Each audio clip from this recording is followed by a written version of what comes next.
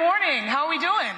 Yeah. I know it's been a long morning, so thanks for hanging with us, and leave it to the creatives, the athletes, the entertainers, the musicians to close it with a bang. I know that we may be in New York City, but we have Hollywood and Nollywood's finest on the stage with us today. Yeah. And I can guarantee you, when we were kids, if we told our future selves what we were doing, I think our parents would be shook. Absolutely. Totally. They're like, what? No, doctor, lawyer, engineer, but it really shows you the potential of creative economies. And we start our conversation today, and I want to start with you, Djimon, because your accolades are just through the roof. Oh. I know most of you have seen him in Gladiator, Guardians of the Galaxy. I personally could not watch A Quiet Place. I can't do horror. But you always come back home. Why are you so passionate about African storytelling? Oh, wow. Africa's storytelling is everything. I mean, history is through the lens that we see into the future. And in order for Africa to have a voice, we necessarily need to be able to drive that content, right? And so my goal is to be able to tell my story in a way that I could also, where my neighborhood could be, is relevant in the storytelling. And that's imperative. It's imperative for our development. It's imperative to own your story, because otherwise, who is going to tell your story? Right? And so I'm still in debating how do we bring about this universal instrument, which is distributing your content. And so that is where I'm championing the idea that we need to have a platform that can talk about us, show us, and in ways that would uplift the youth of tomorrow. And the good news is that the solution is on stage with us today. Mo, not just an extraordinary producer, a visionary, an entrepreneur, a mentor, she's also my big auntie back home in Nigeria. And she identified a problem in entertainment and has provided solutions. Can you describe what those are? Chiney, good afternoon, Jill. To our audiences, good afternoon. It's wonderful to be here with you all. Any chance I get to talk about our creative economy, I always accept. And I said I had to be at the Global Forum 2025. And Masai said, Mo, you got to be here. And here I am. And, for me, when I look at our creative economy on the continent, now every society has its problems, right? Africa obviously has its own. But I think within those problems, those challenges, lie also the opportunities. And it's for us to say, how do we take those challenges and how do we turn them into opportunities? So what are the key challenges in the creative economy? There's capacity building, right? There's funding, right? There's distribution, right? So those are some of the main challenges that we face. So rather than be a part of the problem, and rather than come to another event where all you do is talk about the problem, let's actually start to find practical ways through which we can address those challenges. So I got into this industry, 20 years ago when I was turning 40. Everybody thought I was having a midlife crisis. But I realized that there was a gap in our storytelling. I realized that we weren't taking control of the narrative of telling our own stories. We have a responsibility to do so, because if not, whatever stories are being told, we need to stop complaining and take more active steps. So what we have done over the years is we've set up EbonyLife Media. We've made some of the largest films that have gone to the Nigerian box office. We have been Netflix's largest partner on the continent. Although now we are launching our own streaming platform, by the way, because I think it's important that we not only just own the storytelling, but also the channels through which we tell the stories are also equally important, right? We are also working with the IFC and the AFDB on a film fund. Because again, one of the largest challenges we have faced is funding of African film, right? So the only way to resolve that issue is to go to those that can fund and say, how do we fund? Yes, it's been a couple of years of working with them, but, DFIs take their time because they've got to, dot all the I's and cross the T's. So with IFC and AFDB, we're looking at a film fund that can help African films to scale. Now, the other major challenge we also have is distribution. If you have all the money in the world and you can't distribute those films globally, you might as well never have made the film. Yes. So for the last few months, we've been working with Sony Pictures Releasing International. It's actually historic. We've just signed an agreement whereby they would distribute the films from the film fund, African films, to a global market. Wait, that's huge. Please repeat. Please repeat. We've just signed a historic agreement with Sony Pictures International. Sony Pictures Releasing International, whereby the films that come from the Afro Film Fund, selected films will have global distribution. Now, our producers deserve the right to be celebrated, to be showcased, but also to monetize, right? Now, show business is a business, right? It is a $1 trillion industry in the United States. We have to say, how do we as Africans tap into that? By the year 2050, we're saying that 1 in 4 people in the world is an African, right? And we have the youngest youth population in the world. How do we start to empower our youth? One of the lowest hanging fruits is going to be our creative economy. If you look at what's happening in the world of Afrobeats, they have enabled themselves. You can imagine if the infrastructure was there, the types of activities and the things that we could do to continue to scale. So for us as EbonyLife, we're playing a role when it comes to capacity building. We're working with Lagos State Government on offering free training to up-and-coming filmmakers because the skills are critical. Funding is also key. We're working with the IFC and the AFDB on funding for a film fund. Distribution, we're launching a streaming platform. We have said to ourselves, let us do this for us. Now, we're not trying to be the next Netflix, no. But what we are trying to be is a platform that is built for Africans on our continent and Africans in the diaspora. Now, let me give you a quick example. If Netflix gave me $1 to make a movie, and they gave someone in America $100 to make a movie, if you go to Netflix, you can see the top 10 films most watched. In Africa, what is more watched? The $1 movie, right? So we don't need $1 billion to make this become a reality. We get in the trenches and we know how to produce at cost-effective prices. I'm not saying we're not going to do quality, but we know that it's easier for us to build a platform with far less than it would cost for us to try and be the next Netflix. We want to be the next thing that we can be for Africa by ensuring that our stories travel, the narrative is told, and that people around the world can actually have a taste of who we are. That's truly beautiful. And, you highlight a couple of things that I think are important to come to mind. One, this idea of investments. I want to remind people that literally investments are living investments. You're typically investing in the person, not necessarily simply the business. And then secondly, the idea of markets. We talk about the youth and the potential. We're Nigerians here. 60% of our population under 30 years old. But there is an opportunity gap for them to realize their dreams. There's a crisis of confidence for them to see their dreams become reality. And you mentioned some of the grassroots elements or even infrastructure developments when it comes to entertainment. But I firmly believe that we have to support our own at the highest levels. And Djimon, you are someone who has had Oscar nominations. You have been at the peak of Hollywood. But one thing that I noticed recently was your vulnerability in explaining your honest experience of not truly feeling supported despite being the best at your craft. How do we fix that for the future? I think we have to embrace the youth and champion the youth to... this is the 4th industrial revolution, and we're not creating digital content, digital media. And that is our biggest challenge.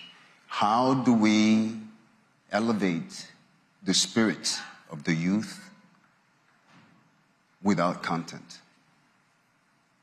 And that's the greatest challenge here, is to try to, for our leaders to understand the importance of telling your story, right? And it's been the most challenging thing for me to knock on people's door, to trying to raise money to literally tell your story, or raise money to be able to distribute. And I'm thinking that, kind of like Mo said, distribution Yes, we've been talking about it, but distribution is absolutely vital for our survival. So if you don't have that instrument, that universal instrument to tell your story, you pretty much cease to exist. And you mentioned the story, and I started off talking about our childhood selves, our origin story, because I still believe in some ways, despite what the WNBA is doing right now, owning the main topic and the main narrative, I believe that people sometimes don't look at sports or music or entertainment or fashion as a serious business. But I was fortunate to sit with Masai at dinner yesterday, and he mentioned the late, great Dikembe Mutombo. And when I was thinking about those two giants of Africa, the first word that comes to mind is he's a multiplier. Just by his passion, he's multiplying opportunity. Africa is the only place, one of the few places where you can get multiples of your investment because it's just now beginning in a way that we're finally being seen. And so I go back to you, Mo. You have created content at the highest levels. You are creating a platform that is servicing us. What is the case for people to understand that the creative economy is serious business and not a sideshow? It's to look at the numbers. We've done the numbers. I'm happy to engage with any strategic partners that want more information on the numbers. But just look at the numbers on the continent. I mean, look at the numbers of people in Nigeria. And I think it's also making sure that we look to see what has been done before by our predecessors and by everyone else that's come into our economy and say, what do we take away as the lessons learned? And some of the key points are the cost of data. And we're talking about distribution now, right? Cost of data. You've got to find ways in which you can deliver content at an affordable cost. You've also got to deliver the actual package in terms of the platform also at a reasonable cost. You've also got to give them the types of stories that they want to watch. It is a numbers game. You know, if you look at what's happened with the telcos in Nigeria, I know that many years ago, somebody sent another company into Nigeria to do some research on how many subscribers do they think they will get if they launch a telco. And the guy said, forget it, nothing's going to happen because they don't, you know, they're poor. Their GDP is this, that, and the other. I think he got fired in the end because MTN came in and then Airtel and all the others. And we've seen the average Nigerian has 3 phones. They literally have an MTEL line, an MTN line, an Airtel line, and a Glow line, right? And they service those phones with data. We love storytelling. We are a community of storytellers. So you have an audience sitting right there. I think keep it affordable, keep it interesting, keep it fun. Marketing is extremely important, and I think we are going to win. We're going to win with our stories on the continent and with our stories going viral around the world. We've done it with music, and we can definitely do it with film, and we're definitely doing it with fashion. So I think all the key ingredients for success are there. We just need the us's, you know, to think and say, how do we execute? How do we deliver? You know, and we've got to remember that as a continent, people expect the worst of us. We've got to ensure that they see the best of us and putting our best foot forward and ensuring that whatever we do, the stories are told in a way and manner, I call it sexy, but in the right way, you know, that it's sleek, it's clean, the production values are there. And I keep saying that as a continent, we have been quiet for the longest time. How many of our stories have been told? Hardly any. So there are tons, there's a treasure trove of stories that we can take to the globe. And they're going to be fascinating. And what I love about your generation, you guys don't care where the story comes from. Just give me a good story and you guys are good. Give me good fashion and you're good. Give me good music and you're good. And you know what? We have tons of that on the continent. And this is really our moment to shine. And it's important for us to go out there and share that culture, that authenticity with the world. Completely agree. And now she's speaking my language because she talked about winning the game. And I'm like, yes, coach, period. Before we close, in basketball, I always bring things back to hoops because obviously in basketball, we have this concept about shooting your shot. And I always love a call to action because if we're here, we should collaborate and people should know how to directly support you. So Djimon, shoot your shot and tell people how they can support you in your endeavors in the future. Oh, we got to hold the follow-through,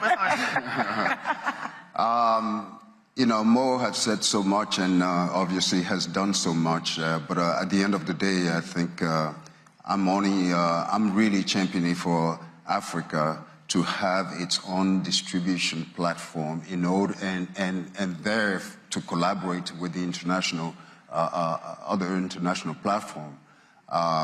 Because there's, like you said, there's so many stories, and some of those stories are, you know, may make the West a little shy because, of course, we have stories of colonization, we have stories of, you know, where Africa, you know, just recently got liberated, you know, and when you, I have a sort of like Kwame Nkrumah, who was the first president to openly champion the idea of Pan-Africanism, right, had said for Africa to be liberated, we necessarily need to be able to tell our own stories. And that's where we are. And so with that distribution platform, like Mo said, if you can have all the money in the world and go and produce your film, at the end of the day, you need that platform to be able to distribute comfortably without, you know, anybody telling you, or, you know, sort of like a, you know, limiting you, right? So we're trying to get away from that limitations. Well, to quote a legend, Nelson Mandela said, "It always seems impossible until it is done," right? So we have a responsibility to do it. And my taking a shot is that we're building the platforms. We're telling the stories. Anyone here that feels that they want to come on that journey with us, whereby we can together really and truly take our stories to a global space that we can be proud of, so that when you are seen as an African and someone says, what do you think of Africa? It will be words of joy and gladness and success, and, you know, because this is us. We're very aspirational as a people. So my call to action is, please reach out if you want to be a part of the journey, because we're here and we are on the journey already. Thank you.